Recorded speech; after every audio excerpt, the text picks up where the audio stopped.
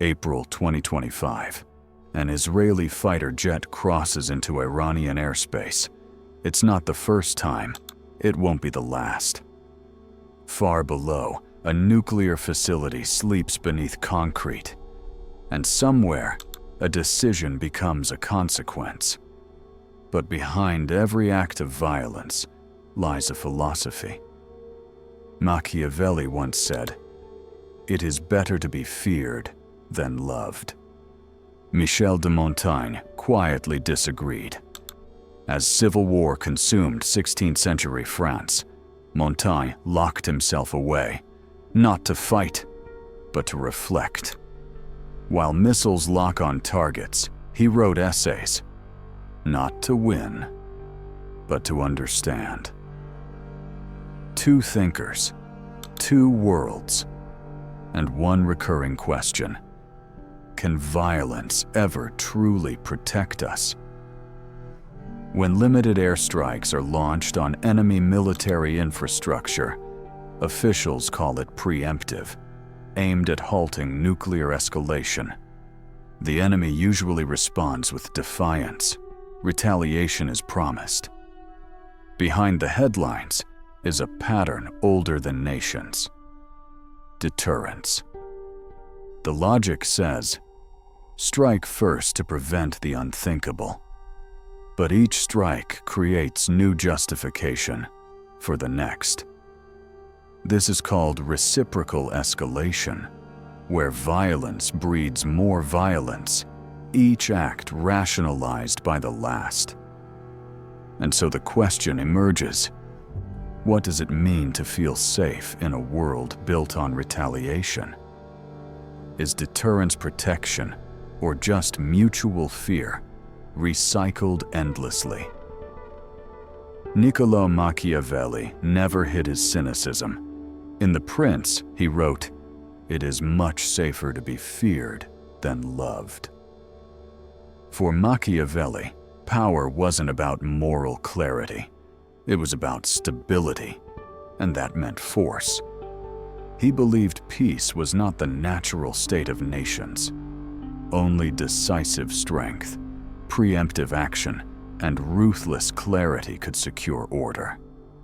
Waiting was weakness, forgiveness, a gamble. In today's world, his voice lives on, in security doctrines, foreign policy briefings, and every doctrine that sees hesitation as a liability. But here's the question: when you act out of fear, whose fear are you creating next? While wars raged around him, Michel de Montaigne chose stillness. In the chaos of France's religious civil wars, he did not take a side. He locked himself away and wrote, not strategy, not revenge, essays. He asked, "Que sais-je?" What do I know?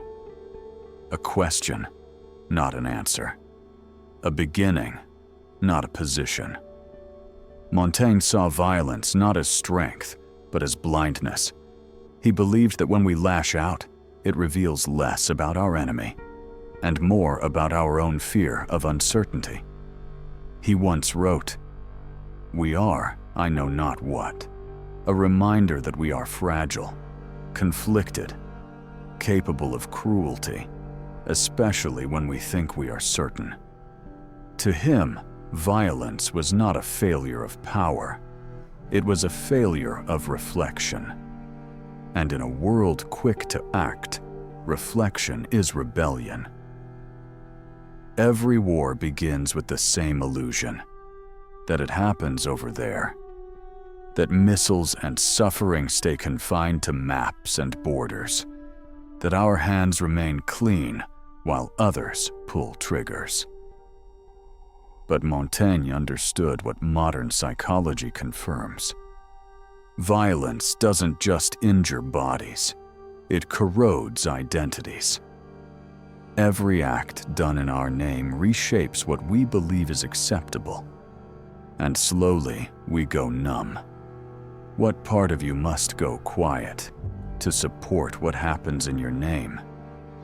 The longer we pretend war is distant, the more likely it creeps into who we are and who we let ourselves become. Because war does not need to touch your skin to change your soul. Violence today no longer demands proximity. We don't need to see a face to end a life. A drone, a keystroke, a satellite link. Decisions made from air-conditioned rooms, oceans away. The language is cleaner now, too. Not kill, but neutralize. Not war, but precision operation. But Montaigne might still ask, when machines strike for us, who carries the guilt? Is it the pilot, the programmer, the citizen? And if no one feels the weight, can violence ever be truly questioned? In a world of rising efficiency, conscience becomes inconvenient. Machiavelli warned, "Strike before you are struck." A call to act decisively, defensively, without apology. But Montaigne countered, "Learn to die before learning to kill." Not literally, but spiritually. He meant, learn to face loss, uncertainty, and the limits of your own control before reaching for the sword. Because both strategies promise survival. One offers security through domination. The other offers peace through doubt. Which one feels safer to you?